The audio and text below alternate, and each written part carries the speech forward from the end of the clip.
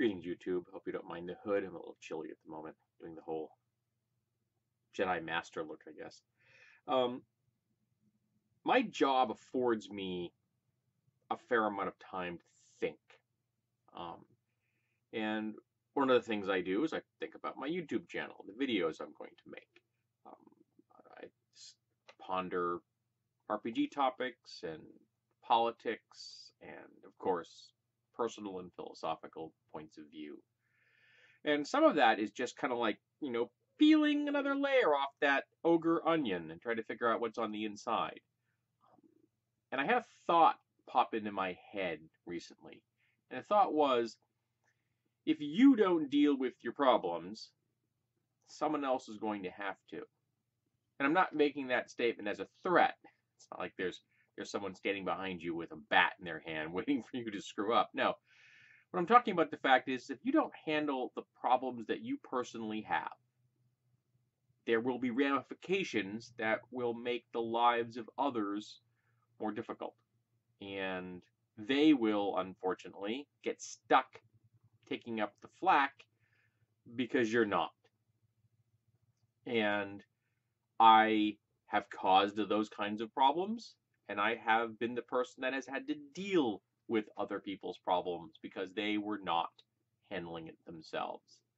And the biggest example, of course, in my life would be being raised by a psychotic drunk who was not dealing with his problems. He chose to turn to alcohol to solve his problems. Funnily enough, alcoholism was in fact not a solution to his problems, and it created quite a few collateral difficulties for those in the world around him, specifically his family and his friends. Oh, what few friends he retained. But yes, being around an alcoholic, particularly one that when you are being raised by one, has ramifications that will haunt you for the rest of your life. In my case, I'm 53 and I'm still wrestling with the fallout from my father's inability to deal with the world around him.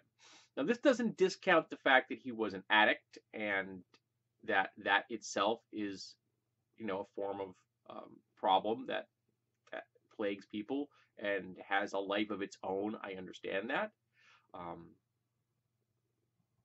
But when that alcoholism begins to affect people who cannot get away from you, in the case of your children, that ramps it up a notch.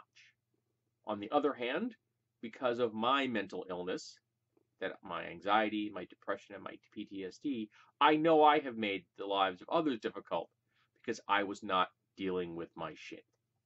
And I should have been. And even giving myself, the space and the compassion to understand that there were times when I had no choice.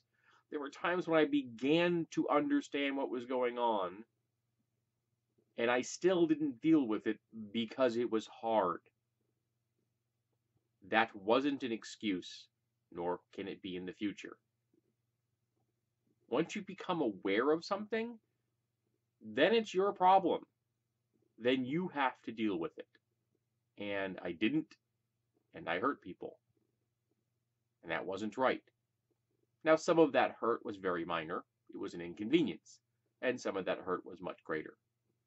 And to the best of my knowledge, I never created the collateral harm that my father did. And I'm going to make a concerted effort to make sure I never do. But I didn't deal with my problems. And other people had to. I offloaded that emotional labor onto other people. And that wasn't fair. So just a thought.